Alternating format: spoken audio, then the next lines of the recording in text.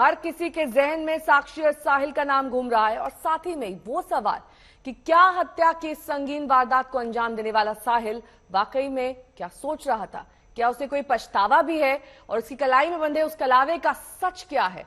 आखिरकार इस छलावे से क्या उसका रिश्ता है। हाथ में कलावा, रिश्तों में छलावा। हत्या का साक्ष्य, गले में रुद्राक्ष। हत्या करने का साहिल को कोई पछतावा नहीं। कत्ल के बाद ठिकाने लगाया हथियार। 2 हफ्ते से था कत्ल की फिराक। ये तस्वीरें पिछले 24 घंटे से न सिर्फ सोशल मीडिया पर नजर आ रही हैं, बल्कि सुर्खियों से भी हटने का नाम नहीं ले रही। जिसने भी यह वीडियो देखा वो दहल गया। हर किसी के जहन में एक ही सवाल घूम रहा था कि जिस साहिल ने सरेआम एक नाबालिग लड़की को दरिंदगी की इंतहा करते हुए मौत के घाट उतारा, तो क्या उसे बाद में इसका अफसोस हुआ? आप जानकर हैरान हो जाएंगे कि पुलिस की पकड़ में आने के बाद जब पुलिस वालों ने साहिल से सवाल जवाब किए और इस मर्डर के बारे में पूछा, तो उसे किसी तरह का कोई पछतावा नहीं था। साहिल को नहीं है मर्डर का पछतावा। गर्लफ्रेंड की हत्या का साहिल ने कबूला जुर्म, लड़की के इग्नोर करने से था आग बबूला।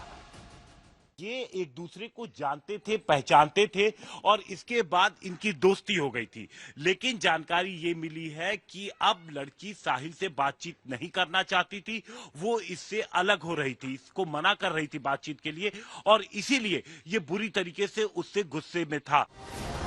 साहिल रविवार को दिल्ली में हत्या की वारदात को अंजाम देने के बाद अपनी बुआ के घर बुलंदशहर भाग गया था। रहना गांव है जहाँ पे उसकी साहिल की बुआ रहती थी। अपनी बुआ के यहाँ ही आया था और ये दिल्ली के मर्डर के मामले में वांछित था। दिल्ली पुलिस आई थी और दिल्ली पुलिस ने गिरफ्तार किया और उसके बाद थाने में उसकी आमद होकर के फिर यहाँ से रवानगी करके दिल्ली पुलिस से ले गई। साहिल ने पुलिस को यही बताया कि साक्षी के साथ वो रिलेशन में था, लेकिन उसे इस बात का कोई पछतावा नहीं कि उसने लड़की को मार डाला, बल्कि उसने यही कहा कि वो लड़की उसे कई दिनों से इग्नोर कर रही थी, जिसकी वजह से वो वारदात के वक्त गुस्से में था।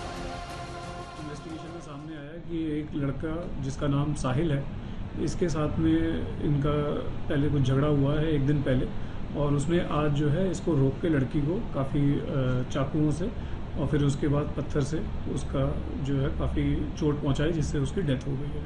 और इसके साथ में पिछले कुछ टाइम से इसकी दोस्ती थी, तो इसके बाद मर्डर करने के बाद ये फरार हो गया वहां से। ऐसा नहीं कि हत्या की वारदात का यह शातिर अपराधी आसानी से पुलिस की चंगुल में फंस गया। उसने बचने और खुद को छिपाने की पूरी कोशिश की, जो उसने पुलिस की पकड़ में आने के बाद कबूल भी किया। शाहबाद डेयरी में मर्डर के बाद चाकू फेंकने रिठाला गया।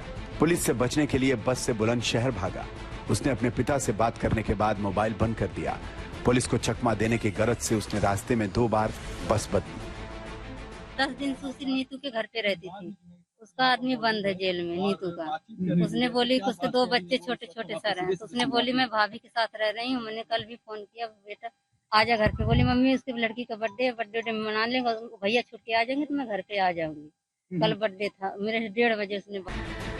खुलासा यह भी हुआ है कि साहिल कत्ल के लिए पिछले 15 दिनों से फिराक में था। साहिल ने 15 दिन पहले ही चाकू खरीदा था। साहिल की सच्चाई जान गई थी साक्षी। साहिल के इंस्टाग्राम प्रोफाइल से बड़ा खुलासा, 2 हफ्ते से साक्षी को मारने की फिराक में था। बताया जा रहा है कि लड़की अपने कुछ दिनों से अपने किसी दोस्त के घर रह रही थी और वहां से जब वो निकली तो ये पूरी प्लानिंग के साथ उस दिन निकला था। और प्लानिंग जब इसकी ये थी, इसने अपने पास सबसे पहले तो चाकू रखा था और उसके बाद वो वहां पर वेट कर रहा था। सीसीटीवी एक और जो सामने आई उसमें दिखा है कि उसका एक और दोस्त है जो उसके साथ वहां पर साहिल के साथ उसने बातचीत की थी और फिर वो वहां से निकल गया था। तो उसमें क्लियर हो रहा है कि वो वहां पर वेट कर रहा है और जैसे ही वहां पर पीड़िता पहुंचती है, अचानक से उसने हाथ पकड़ा। और देखिए, बातचीत तो उसने नहीं कोई खास की, मुश्किल से कुछ सेकंड बातचीत होती है और उसके बाद उसने ताबड़तोड़ चाकू मारने शुरू कर दिए। अब साहिल का सच पूरी तरह सामने आ चुका है, लेकिन पुलिस को अभी कई बातें और पता लगानी, साथ में साहिल के सीने में छिपे कई सवालों के जवाब भी ढूंढने हैं। अरविंद ओझा के साथ हिमांशु मिश्रा, दिल्ली आज तक।